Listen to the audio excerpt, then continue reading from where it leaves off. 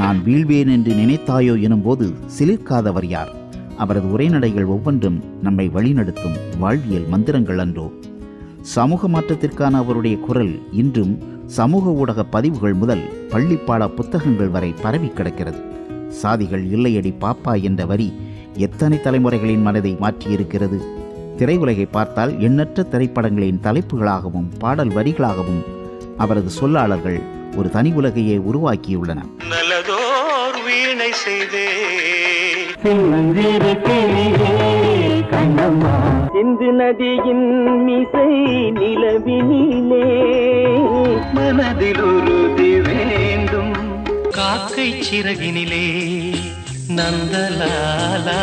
காதல், வீரம், ரௌத்ரம், மொழியுணர்வு, தேசாபிமானம், ஊக்கம் என்று எல்லா உணர்வுகளுக்குமான கவிதைகளை தந்த அவர் இளைஞர்களின் மொழிபெயர்ச்சிக்கு இன்றும் வித்திட்டு வருகிறார். அந்த மகாகவியின் பெயரில் இந்த தமிழோடு உறவாட இறுதிப் போட்டியின் முதல் சுற்று பாரதியார் சுற்றாக அமைக்கப்பட்டிருப்பதில் பெருமிதம் கொள்கிறது நமது குடியுடன்.